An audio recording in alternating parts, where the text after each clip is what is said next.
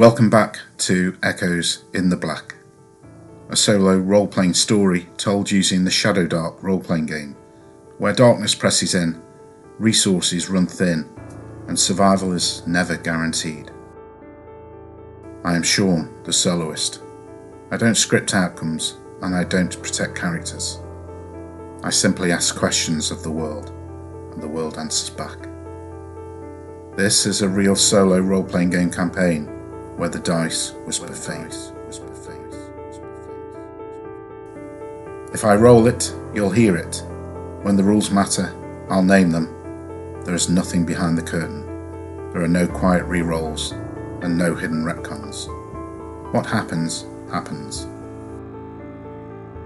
Okay, let's return to the dark, where every choice leaves an echo.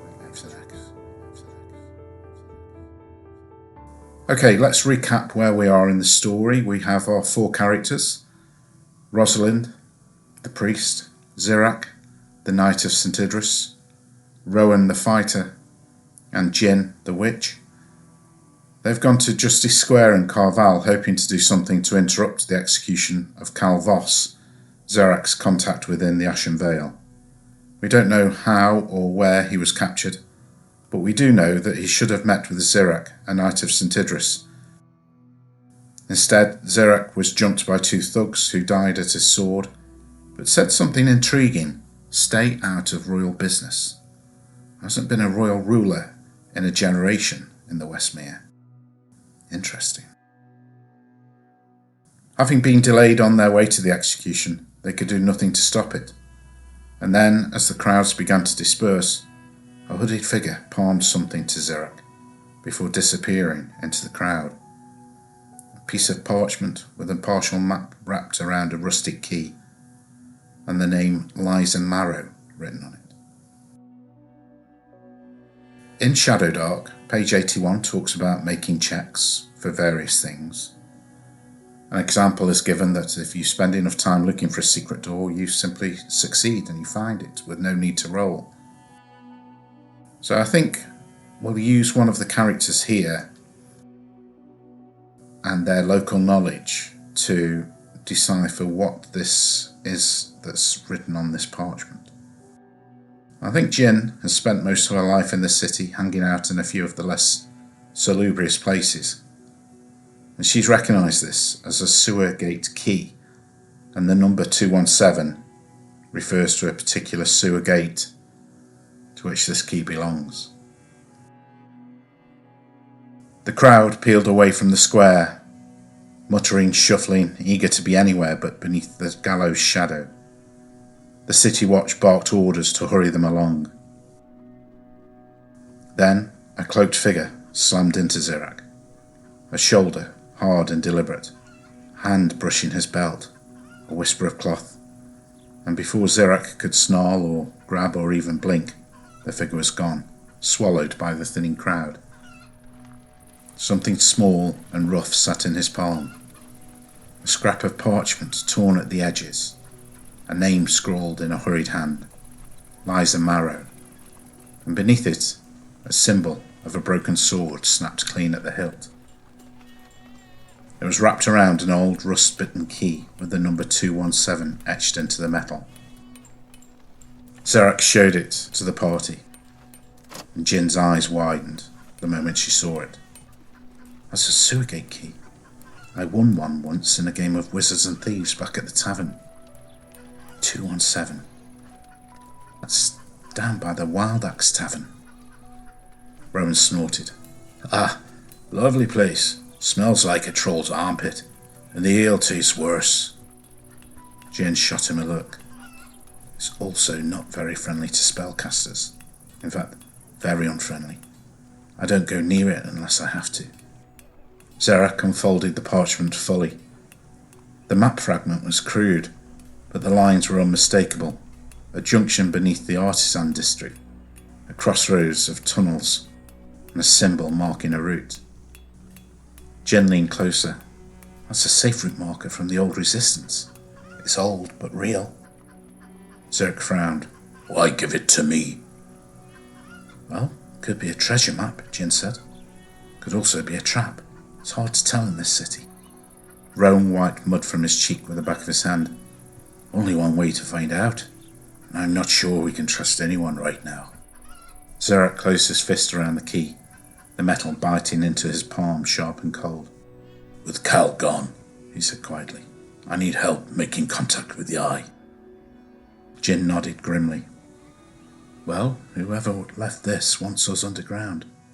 The Wild Axe Tavern's cellar links to an old maintenance tunnel, and from there, well, Carval's got as much city below as above. Sewers and crypts and canals and forgotten streets. A whole world of dark corners. Nanny used to be good friends with the tavern keeper. She used to tell me stories.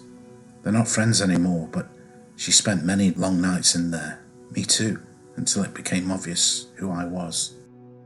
Zerak looked at each of them in turn. Rowan, bruised and muddy. Jin, tense as a bowstring. And Rosalind, pale and shaken. Well, trap or not, we follow this. I have to believe it is the last message from Cal. We'll go tonight. Jin sighed. Of course we do. Or would help us. Rowan cracked his knuckles. Well, let's hope whoever it is in a helpful mood. They slipped into a nearby alley, leaving the gallows behind and heading towards the Wild Axe Tavern, where the city above ended and the one below began. So is this some kind of trap? Are they watched and or followed? I think with the presence and strength of the Quiet Vigil in this city and their network of spies, I think there's a pretty good chance that they are watched, if not followed. So we'll ask a question of the Oracle, with an advantage for a yes, and if the yes is a 15 or more, they're not only watched but followed. So we'll roll 2d20. Okay, that's a 6 and a 14, so they're only watched but not followed. So maybe that's one piece of good news for the group. I do think the group are now known to the Vigil. The Vigil has a complex network of informants, enforcers, spies and agents, the lowest level of which are called the Murmurs, who tend to be street-level thugs or down-and-outs, paid in coins and favour. I think we can move to the next scene then, which will be either at the Wild Axe Tavern or somewhere close to it. And the characters will plan how to get into the cellar to this sewer gate. I need to roll to see if the scene is modified as per the Mythic Games Master emulator. And I'm going to raise the chaos factor to 6 because they couldn't stop the execution. And this stranger has given them something that may be a message from Cal, or it may be a trap. We don't know that yet.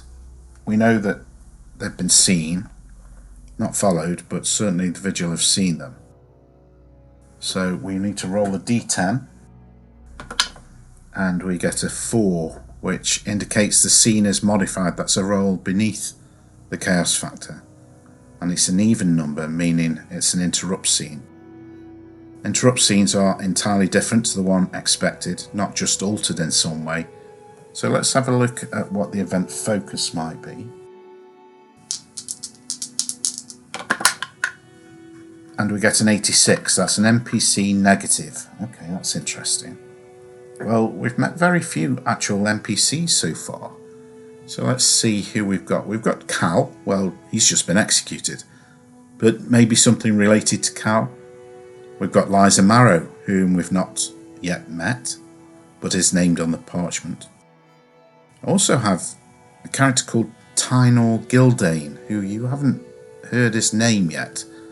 But he is a character that I prepared as part of Rowan's backstory and was actually present at the execution and would have been someone Rowan would have interacted with, as he's a captain or a commander of the City Watch, and maybe linked to the Quiet Vigil. However, Rowan missed the execution, so he didn't get a chance to interact with him. We'll put him on the list, and also in that category is the Priest of Ord, who spoke at the execution and was there as a possible interaction for Rosalind. But as we know, Rosalind didn't get there either. Her name is Nellin, And she may have a further role to play if the dice decide. So I'm going to roll a d4 because there's 4 NPCs there I've named. And we get a 3, that's Tynor. So NPC negative for Tynor. Okay, let's see where the story goes. Here we go. The chamber was dim, lit only by a pair of guttering candles.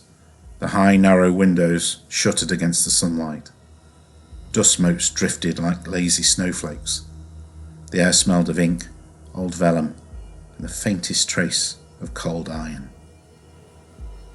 Lady Vira Halden sat alone at a long oak table, posture straight as a spear haft, her slate-coloured gown falling in perfect, unbroken lines. Her hair was braided tight, pinned with silver, her face unreadable, a mask carved from winter stone. Before her lay a stack of reports bound in black ribbon. She turned a page. Her eyes flicked across the lines, pale and sharp, taking in every detail without a hint of reaction. Footsteps echoed in the corridor outside, heavy and disciplined. The door opened without a knock. The man filled the doorway like a slab of iron, helm tucked under one arm, jaw clenched. "Lady Halden," he rumbled. She didn't look up. "You're late." The man bristled, but only slightly. "The execution proceeded as ordered." "Did it?"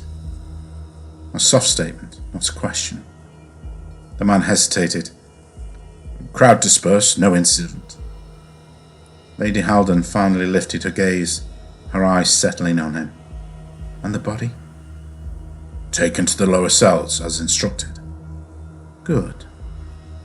She closed the report with a quiet snap. "Ensure it remains unexamined." The man shifted his stance. "There were witnesses, 4 of them, including Voss's contact, the half-orc elf. He was with someone I know, someone who may bring trouble." "Ah, Zirak," she said.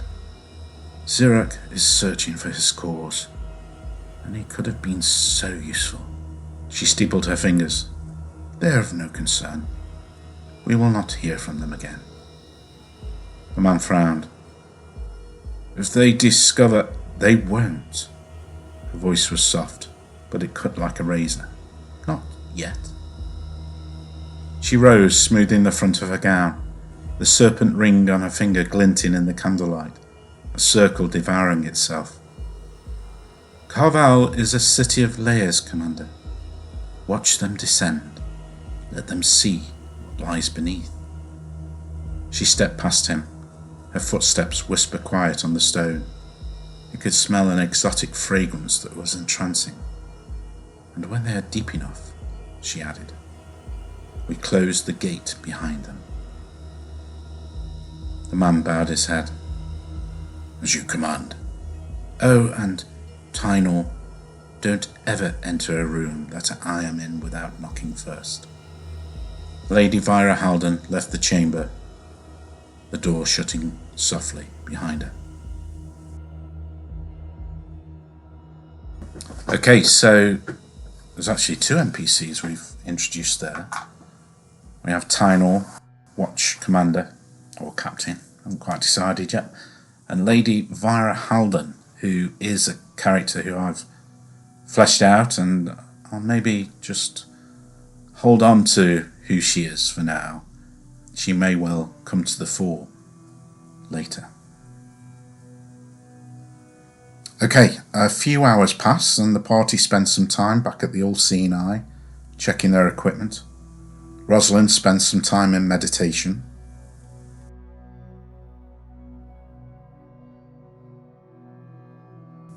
Her spells are Cure Wounds and Holy Weapon.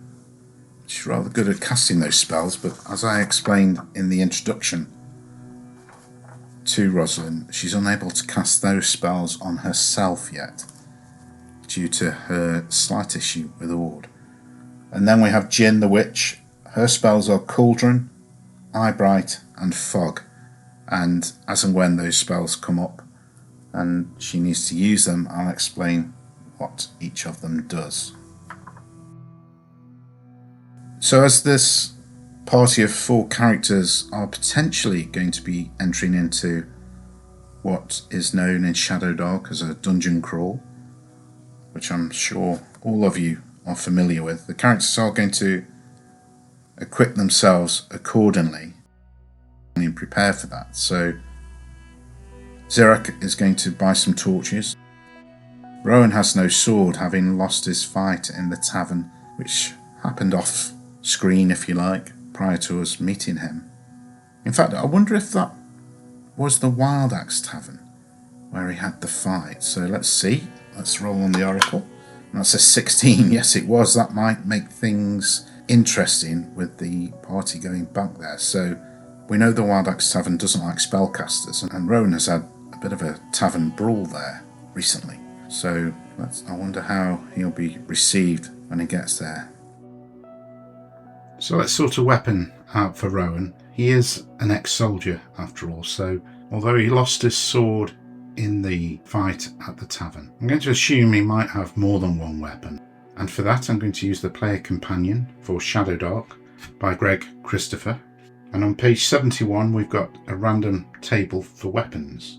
So it's a D100 and we get a 51, which is a Morning Star. Cool.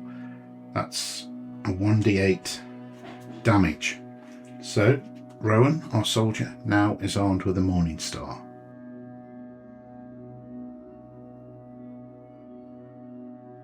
Let's fill out the tavern and describe what kind of place this is.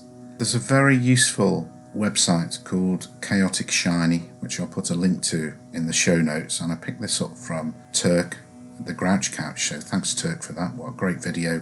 In fact, what a great YouTube channel for the solo role player.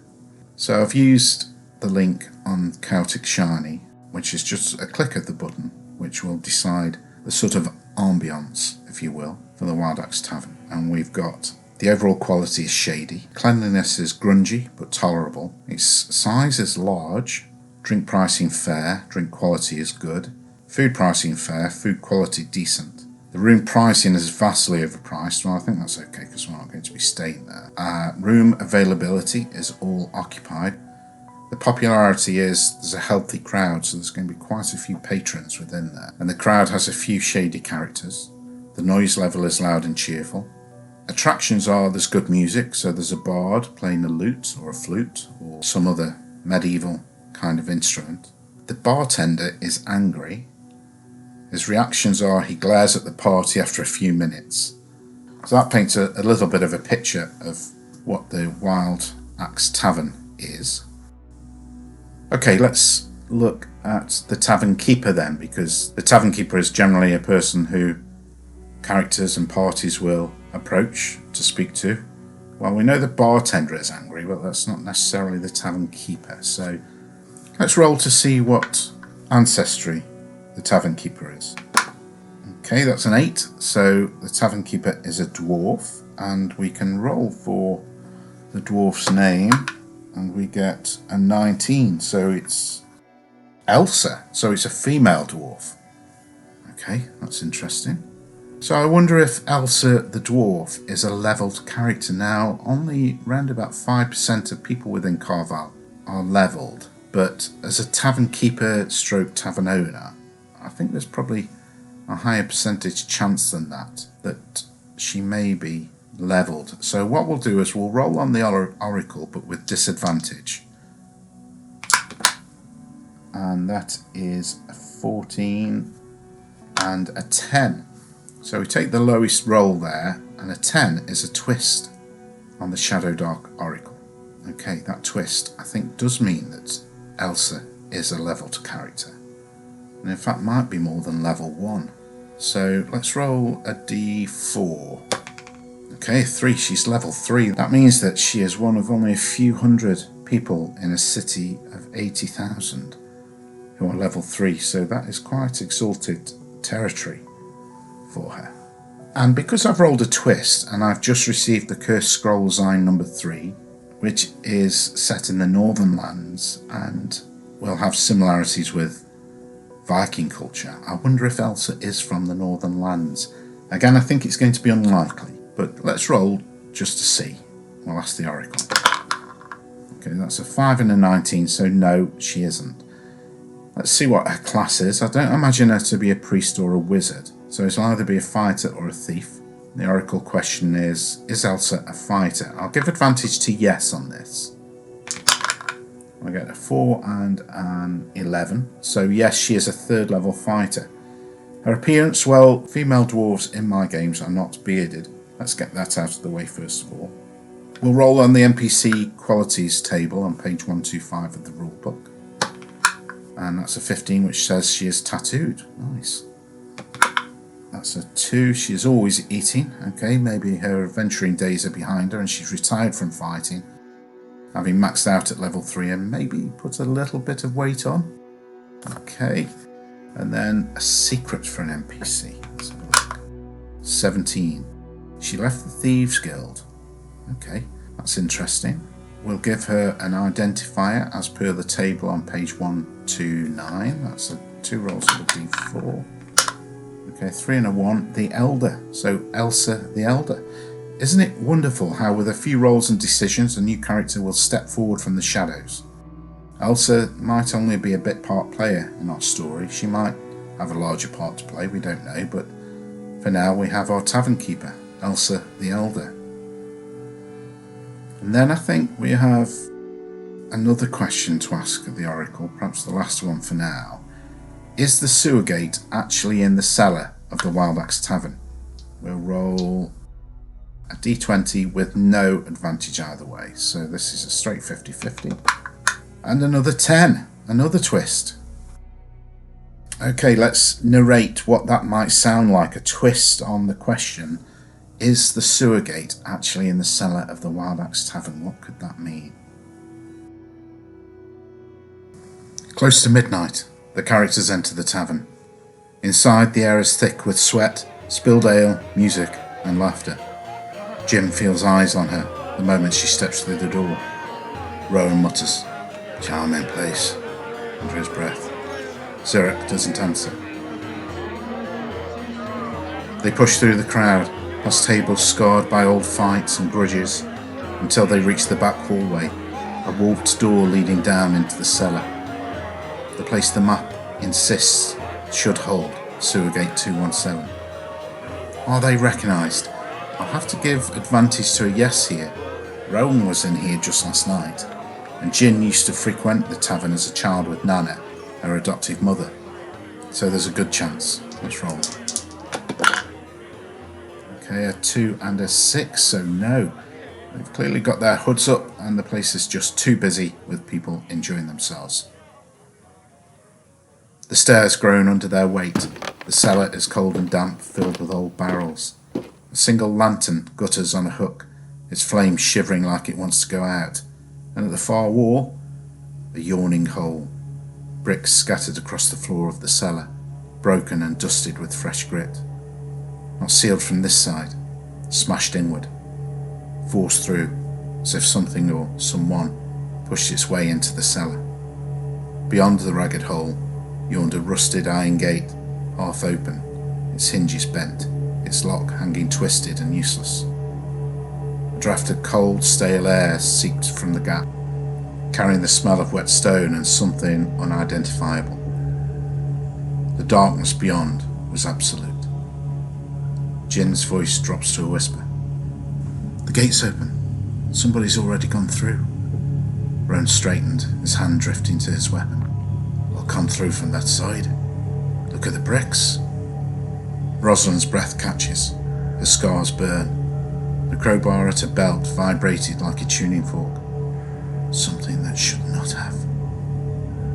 A faint drift echoed from the tunnel beyond, a drip of water and a distant clink of metal, or perhaps something moving just out of sight. Zerat peered into the darkness beyond.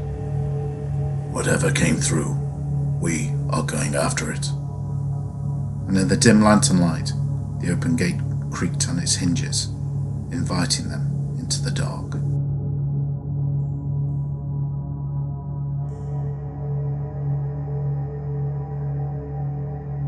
I'd share a little moment from behind the screen, or in this case, behind the oracle table.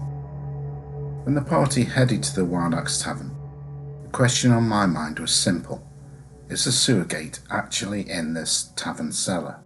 In Solo Doc, you can ask the oracle a yes or no question and let the dice decide the truth. So I rolled a d20. A 1 to 9 is a no. 11 to 20 is a yes. If there's an odd number on one of those rolls, it is a no or a yes, but. However, if you roll a 10, it's a twist, and of course I rolled a 10. Now, a twist doesn't mean yes but or no but. A twist means the world has something more interesting in mind than whatever I was expecting, and that's where the fun begins. Because instead of the sewer gate simply being there or not, the twist told me something else entirely. The gate was in the cellar, but something had already come through it.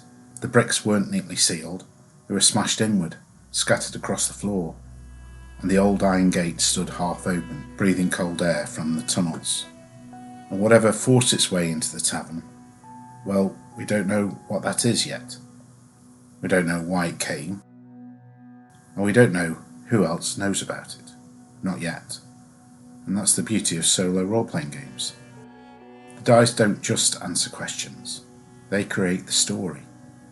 They surprise me just as much as they surprise you, and I discover the truth at the same moment you do, one roll at a time. So, with that twist in mind, in the next episode, we'll head back down into that cellar of the Wild Axe Tavern and see what waits beyond the broken gate.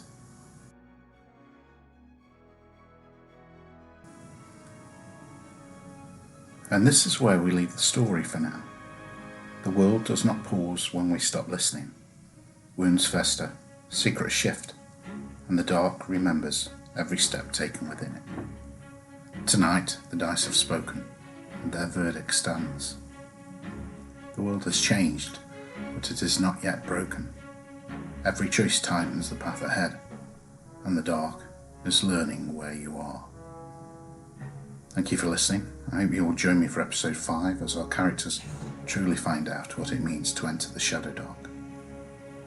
Before we go, a quick review from Derek from Wolverhampton, and he says, "Well, I've been listening to this Westmere business for a few weeks now, and I feel it's only fair to offer my professional opinion as a man who once won a pub quiz about Lord of the Rings. First of all, the story. Now, I'm not saying nothing happens, but I've seen more action waiting for the 529 bus on the Tuesday morning. At least that has the occasional fight. And the characters? Well, wooden. Absolutely wooden. I've heard more emotional range from my nan's old coat rack. Half the time, I can't tell if they're adventurers or mildly confused furniture. And the plot twists, well, calling the twists is generous. It's more like the story occasionally shrugs and says, "Oh, go on then." The big reveal about the sewer gate? I've had more dramatic revelations opening a packet of crisps. But here's the thing. Despite all that, I keep listening. Because there's something strangely hypnotic about hearing a grown man discover his own plot at the same time as the audience. It's like watching someone assemble IKEA furniture without the instructions. It's baffling, occasionally dangerous, but you can't look away. So yes, 5 stars, would recommend. Mostly because I want someone else to be as confused as I am. Derek from Wolverhampton. Well, thank you for that review, Derek. They all help. And if you'd like to leave a review, please do so. I'd love to hear your thoughts on how I'm doing. If you'd like to get in touch, I'm on Instagram at echoesintheblack, or you can email me at echoesintheblack@gmail.com. There is an Echoes in the Black Facebook group and the Echoes in the Black blog at echoesintheblack.blogspot.com. So, until next time, remember, the torch always burns out.